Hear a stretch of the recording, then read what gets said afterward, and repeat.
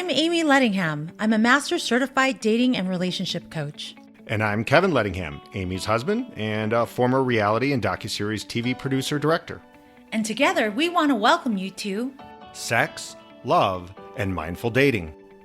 In today's episode, we're going to be talking about flags, specifically the red ones.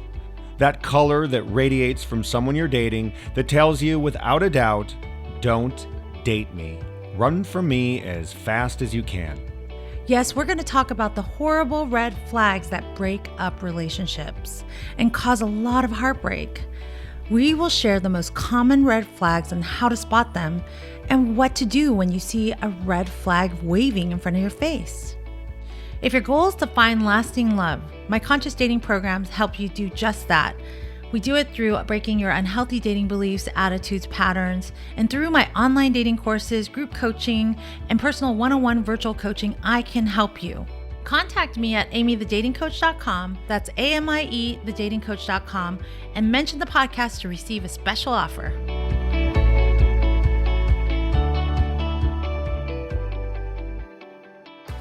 Let's start today's episode with a pretty simple question. Amie, what is a red flag when it comes to dating? You know, a red flag is used as a warning sign that says danger, danger, danger, right? It means the behavior of the person you're dating shows you that they're not a good fit for you. And you shouldn't ignore these red flags. But most of us do. We tend to rationalize or see the best in people. But these aren't the small things that can be easily changed. They tend to require a lot of emotional investment and outside professional help in order to change these type of red flag behaviors. So when you were dating, did you ignore red flags a lot? Yes. I had this thing with seeing the best in people. And I think, they coined that term being too nice. I definitely was too nice because I always thought I could change or help people. But what does being too nice have to do with a red flag? I mean, if someone has a red flag, like they, are someone who just, their actions don't match their words, something like simple like that, where they say one thing and do another, and you ignore it when it's pretty obvious that's important. Why ignore it? In the moment, I wouldn't call it ignoring it. In the moment, I was thinking, oh, maybe he's having a really hard day and that's why he couldn't follow through because he had a really tough work day. Or maybe something is going on in his family and there was like a fight or something. And so he was so distracted, he couldn't make me a priority.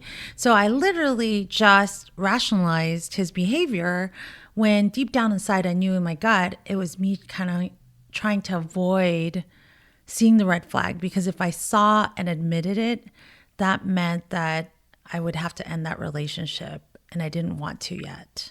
So were there any red flags with me? Were there things you were watching? One thing when we first met, and I still talk about this in my classes, like you go from 0 to 100 when you're upset, and you start flapping, you go into your child self, and you're not violent. You just raise your voice like to the highest level over something. Frustrated. Yeah, when you're frustrated. That was a red flag for me at first. If it's a red flag, does the red flag go away? When it's a pattern, then it becomes an issue. But with you, it was a red flag. I talked to you about it. We came up with a solution and we started working on it. So it started going away. So the red flags can go away. Yeah. You can feel it's a red flag, but then it can disappear. If the partner is willing to take accountability and change their behavior, yes, then it can go away. So we have a list here of the 6 biggest red flags from your clients. So let's talk about the first one, the poor communication skills. Most people don't know this, but the number one reason for divorce is lack of communication. Generally, you go and screw the secretary after you're having a bad communication bout with your wife. You're not talking, you're shut off, you guys are fighting, whatever it is. So it's usually the communication that is the biggest problem. So let's talk about how it's a red flag if the person has poor communication skills. Vulnerability plays a big part when it comes to communication from both parties. And that means, talking and celebrating about your most powerful strengths, and then also sharing your weaknesses with your partner in a way that you're not shaming or judging each other, but in a way that both people can hold space, share their true authentic selves, and look at each other in a way that, hey, you suck at finances, I can possibly help you. And then the other partner says, well, you suck at, work situations, and maybe I can help you with your work. And that's where the give and take comes in. But I think because there's so much shame and embarrassment about our own flaws and that we haven't even accepted ourselves, that we just shut down and we don't say anything at all. And then it doesn't give the partner the opportunity to either adjust or work with us to fix the problem. And it just builds a resentment and anger between two people until they just break up. Obviously, vulnerability is a big part, but I've always felt like how you fight is huge because as a married couple, you and I know we fight. Yeah. And you're going to, and if you're planning to be together for 20, 30, 50 years, there's going to be lots of fights. And if you can't handle the conflict in the relationship, it's going to implode. So early on when you're dating someone, it's usually like, everyone's on their best behavior and everything. But the red flag to me should be when you disagree, what happens? Like that is such an enormous one. Do they say nothing and go into a shell and don't fight back? Or do they fight with venom? Yeah, I feel like growing up, in the clients I work with, there's like two households. There's one where they were never allowed to express their emotions, feelings were bad. Those people tend to shut down and then just go recluse and then never really resolve the problem. And they just come back and either make up sex or, make jokes and then move on. But then it rears its ugly head again, right? And then the other household is the one that fights and fights and fights, but never comes to a solution because nobody's ever hearing each other. So then it just becomes a resentment game with each other and then it blows up. I think when it comes to fighting, I think a lot of people have poor communication skills because it's not taught in school.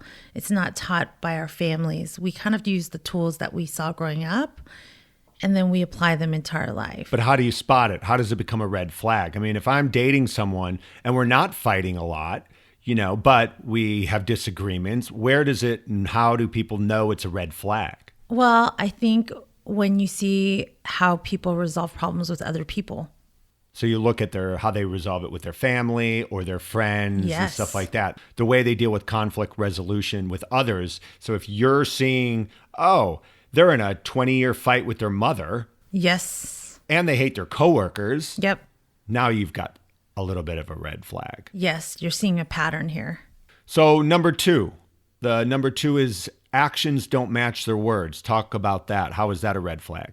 Oh my gosh, I dated so many of these type of guys. This is where they have the pattern of making promises and asking you on dates or saying, you're going to meet my parents or let's talk about our future together.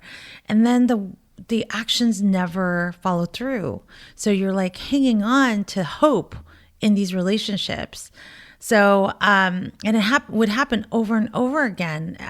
I feel like a lot of these guys start with love bombing and they start pulling away. They shower you with compliments and gifts and attention. And then all of a sudden, once things start getting serious, they run the other way. Yeah, I think this one is so huge because I think it becomes a red flag to me over time. Because if somebody says, hey, I'm going to be there Thursday at 5 and they don't pick you up at Thursday at 5, all right, well, that's fine. But if they do, I'm picking you up at Thursday at 5, I'm picking you up Saturday at 3, and then maybe Sunday at 6, and they don't show up 3 different times, okay, there's a red flag. The actions and the words. Patterns. So I think that's a big thing to note for red flags is short of keeping a list, which I think isn't a stupid idea, to write it down and like they've done this, said this. And if you see a pattern of 5 or 6 different things, you've got a red flag. Yeah, and it's really hard. I'm going to say this because I've seen the pattern of these people that actions and words don't match, they're really good at apologizing. Yeah, so you Really let good them at off the gaining hook. sympathy. Yeah. And I want you to know and write this down. Anyone that apologizes for their mistake and doesn't change their behavior, okay, that is manipulation. And it's also their actions don't match their words. They apologize, I'm not going to do it again. It's the ultimate actions don't match their words. Yes. Yeah. That's why when I dated you, everything you said followed through and it was consistent. It was your character. And that's, that builds on a lot of trust and loyalty. And that to me shows somebody that's worth investing in. Okay, so what are some of the big action don't match your words story for your clients? Oh, yeah. I had a client that she was so excited to go on a date with this guy. And he's like, okay, I'm going to take you out next week. I'm picking you up at blah, blah, blah. And we're going to go to this restaurant. Well, on the day of, he calls her and says, I'm really busy working. How about you just come over to my restaurant bar and hang out with me and we'll make that the date. Oh, yuck. That's not good. I was actually thinking, you see the one where, hey, I'll take you out for a nice dinner and then maybe we'll just come over to my place and watch Netflix and chill. Oh, I fell for that. I'd like to take a moment to talk to you about my free ebook, 5 Dating Traps to Avoid. It gives you tips to avoid all the traps that make your heart break. So go to amiethedatingcoach.com. And that's spelled AMIE, thedatingcoach.com. Number 3, no accountability. Oh my gosh. So what does that mean exactly when someone has no accountability? Lots of excuses, hiding stuff, blame shifting. If you confront them, they literally spin the story so then it becomes your fault, that you're being too much of this or too much of that. So I will tell you, it is a massive red flag when someone can't say sorry, take accountability for their actions, and that tells you that they'll never change. Yeah. Did you ever have anyone you dated like that? I did. I dated a guy that was a total narcissist, and he would make me feel shame by the end of me asserting my boundaries and telling him, hey, this really hurt my feelings. No empathy at all. More like, you're being too needy. You mentioned that word, no empathy, which is like the calling card for a narcissist. So those two can go hand in hand. Not everybody that has no accountability is a narcissist, but when someone is a narcissist, generally they don't have a lot of accountability. So I think that's a huge, huge red flag to look out for, this no accountability, because chances are if you're getting a lot of it, you're dating a narcissist. I almost feel like you have to see how they talk. What's their narrative about when they make a mistake? Are they owning it, or are they blaming Joe over there or Jane over here? And if you see that this is a pattern in their family, because what they do at work, they spend about 8 hours or more of their days at work, they're going to bring that habit home. That's not compartmentalized. So make sure you pay attention to that behavior and avoid it. Okay. You want somebody that will own their shit. Yeah. Yeah. All right. Well, number 4, this one seems extremely obvious to many of us, yet I would say that it's far too common when people date, is they date someone who shows abusive behavior. Let's talk about that. So when it comes to abusive behavior, we're talking about controlling behaviors like really bad acts of violence, emotional abuse, even acts of jealousy when it gets to a point where you're like putting a GPS in someone's car, like really bad boundaries. So abusive behavior doesn't always come early on in a relationship. And sometimes it takes months or even years, which can get people sucked in. So how do you spot it as a red flag early on, and so you don't have to pay the price later? I think with the early stages of dating that, you'll start noticing a behavior that is boundary crossing, something that kind of irks you and you're like, this is kind of wrong, but I think he loves me or I think she loves me, so I'm going to stay because I think it might be passion. Like, maybe they say, hey, let me know where you're at. And you're thinking, oh, well, they just want to know where I'm at. But then all of a sudden they're like, let me know where you're at all the time. Let me get access to your calendar. So it starts off with them saying, where were you Thursday? Yeah, they're doing it for control. Oh, So at first it's like charming. You think it's love because this person just wants to be around you all the time. They're showing you like, oh my gosh, I'm so passionate. I just want to hang out with you. And then they start getting jealous and they start using their jealousy to control you. And this shows up. And I had a client that she would say that I'm going to go to the grocery store, and then her boyfriend would show up. And this is before I worked with her. She'd be like, what are you doing here? And he's like, oh, I'm just going to go buy something, blah, blah. And then she would go to her business meetings, and then she would somehow see him on the side of the rearview mirror while she was driving. And so what she found out later was he put a GPS tracking system in her car. Wow. And he was tracing her. So she didn't know. She thought it was love. She thought that he was just insecure and he needed more love. But in reality, this was abusive behavior that was not good for her to tolerate. And then I have another situation for myself. My boyfriend, when I was 18 years old, and so we were in this grocery store, and if I didn't do what he told me to do, he would take his hand and he said, I'm going to throw all this stuff down, the stuff's on the shelves down on the floor, and I'm going to embarrass you. So it was a way to control you. It was a way to control me. And that would escalate to the point where he threw a phone at me once. When you're in the heat of a moment, shit can go down. Sure. But the huge difference here is we're talking a red flag. Is this a pattern or an isolated incident? Yep. And I think that's a huge distinction that everyone out there should pay attention to is make those notes, keep track of it in your mind, and don't let the person off the hook just because they say something. Yes. Let's move on to number 5 on our list, and that is a lack of intimacy. Yeah, I would say there's 2 parts to it. There's the emotional part, and then there's the physical part, right? Let's start with the emotional part. When somebody lacks emotional availability and they're unable to create intimacy with you, they're not able to be vulnerable and express their feelings and emotions. And so what they do is, it's always fun. It's always on the surface. It's always not too deep.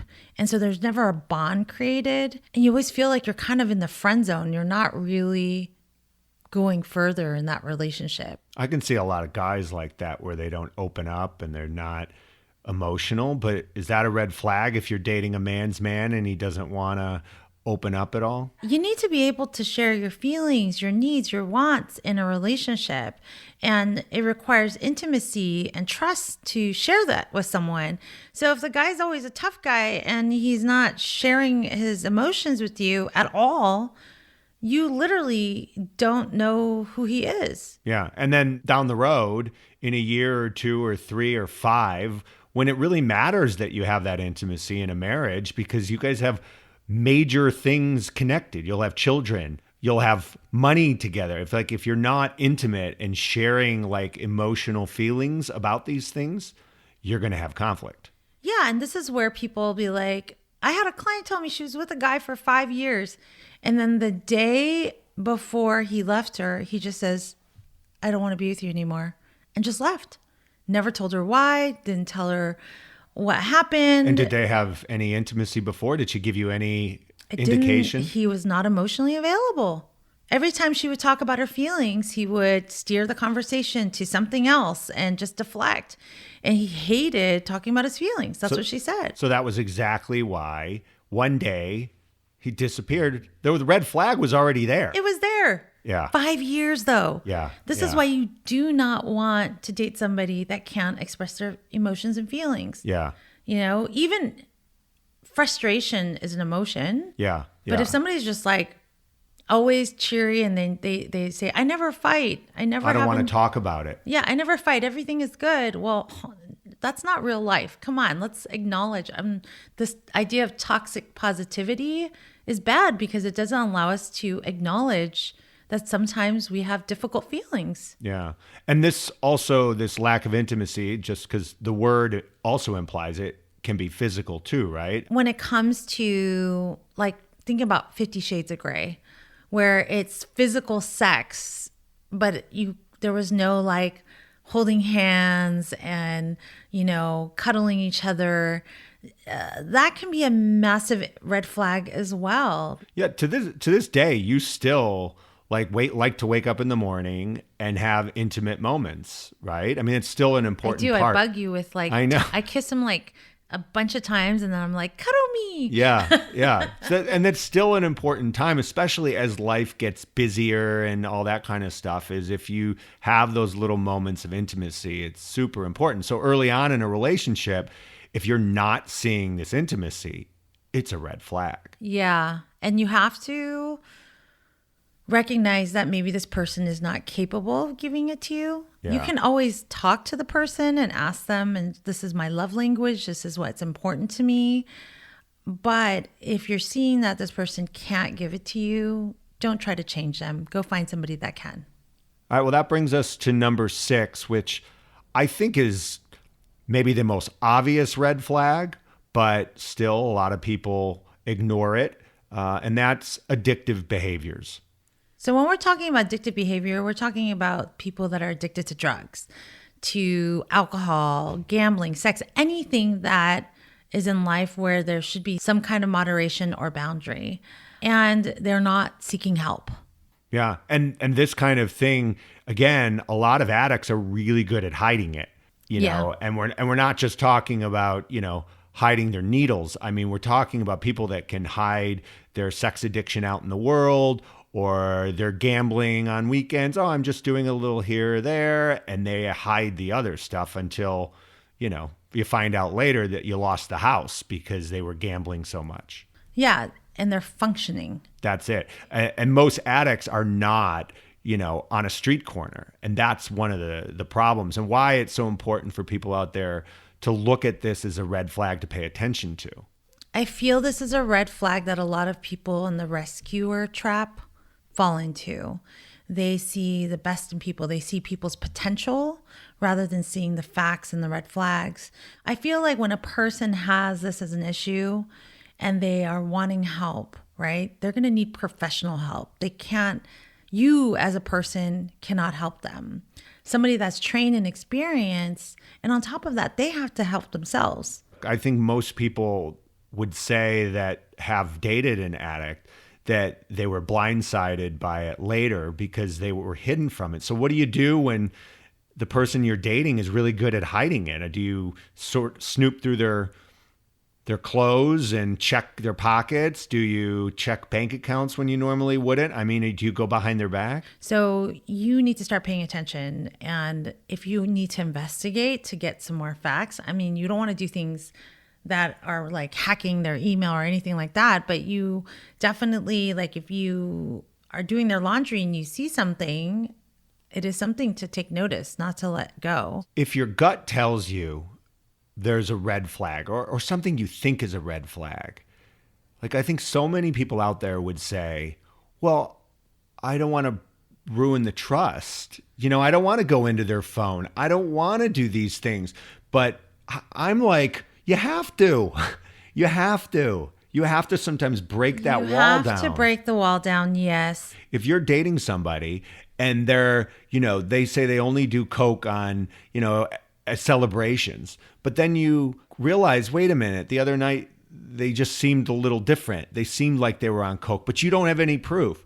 Shouldn't you go through their pockets? Shouldn't you actually investigate? And I think my point is, I think a lot of people don't want to investigate. Either they don't want to know the answer or they don't want to make the other person feel like they don't trust them. I will share with you, with my ex-boyfriend, let's call him John, he had a gambling problem.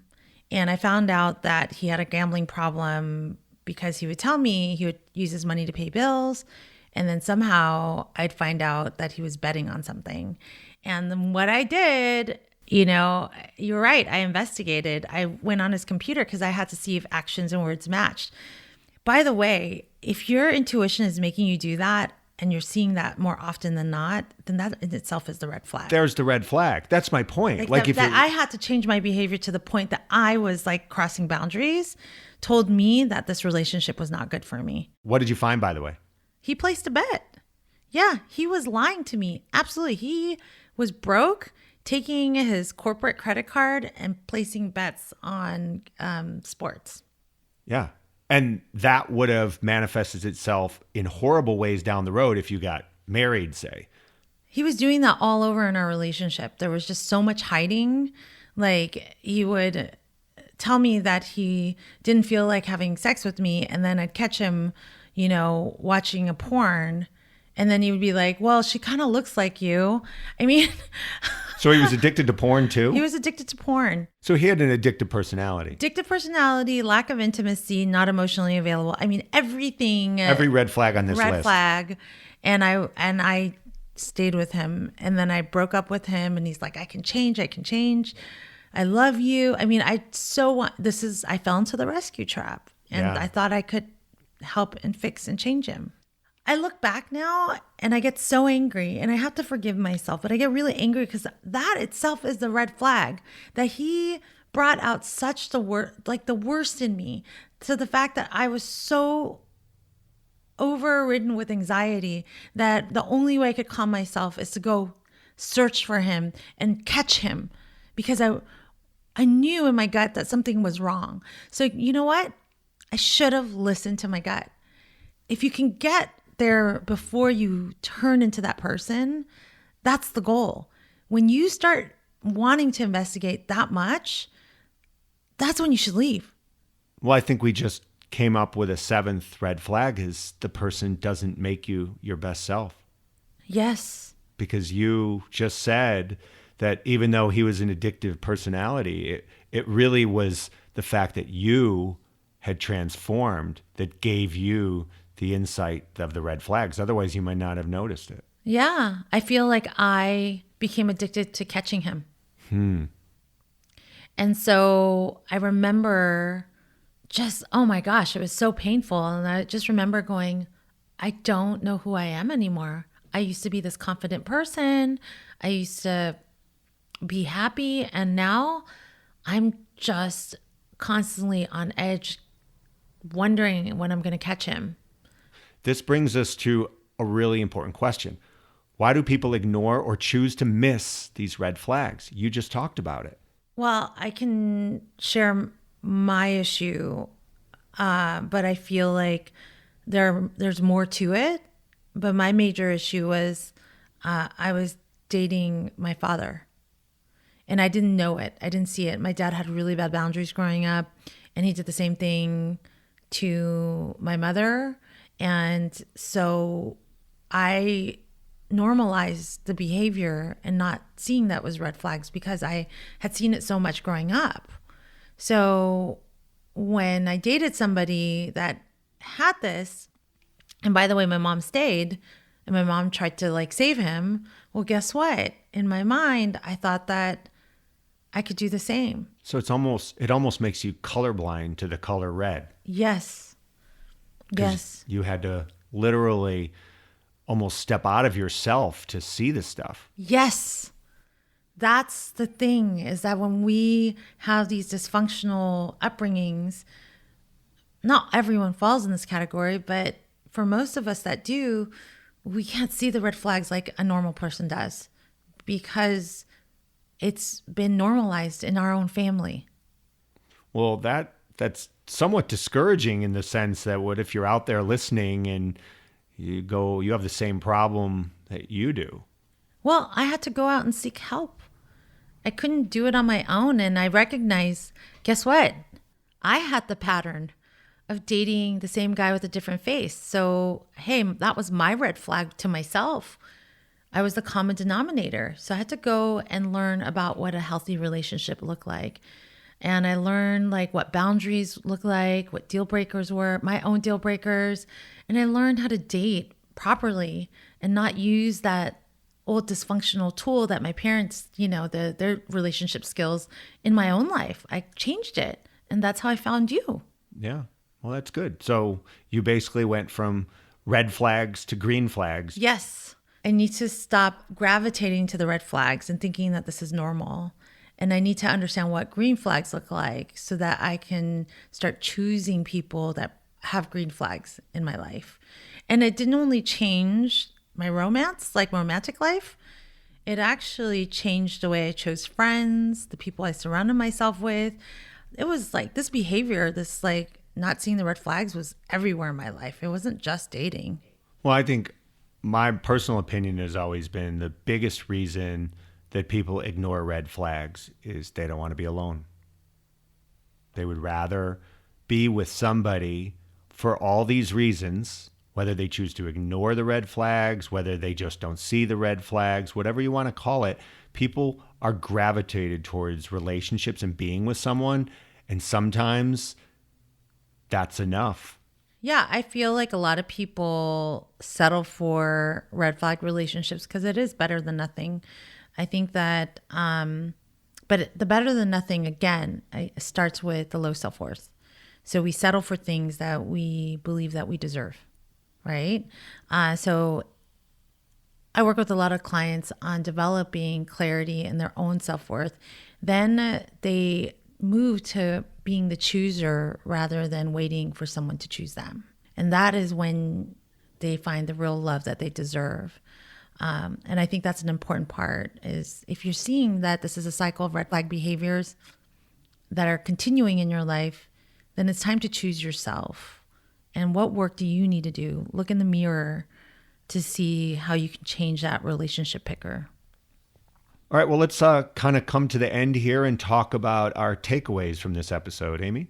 Yeah, so takeaway number 1, look for patterns. Red flags are not only about individual moments, but they are consistent patterns that you're seeing. And if you are having a hard time keeping track, make a list of them. Every time you see something, document it so that you have factual proof that it's going on. And it's hard to deny when you see it in front of your face. Takeaway number 2, have strong boundaries. Not only by asserting your boundary with the other person, but also boundaries with yourself. If you see this person constantly crossing them, then you need to have a strong boundary with yourself to walk away. And it really helps you when you're clear about your non-negotiables. These are your deal breakers in relationships. Then you know when a boundary is crossed because one of your non-negotiables are not being met. Takeaway number 3 is that you are the common denominator in all your relationships. Now, if you are looking for red flag patterns in other people, you need to look at the red flag patterns in yourself. What's causing you to date the same person with a different face? When you can take accountability for your own actions, that's when you can change your actions and change your outcomes. All right, well, that's the end of this episode. As always, if you like the show, please give us a 5-star review or hit the subscribe button. It really does help us. Yes, thank you. And we want to hear from you. So go over to amiethedatingcoach.com and let us know what you thought. If you have any questions, comments, if you've been in these red flag relationships, we'd love to hear from you and let us know that you listen to our podcast. And I have a program called How to Conquer Online Dating. For those of you that are listening to the podcast, use the coupon podcast to get 50% off the program. Go to amiethedatingcoach.com and you'll find all the information there.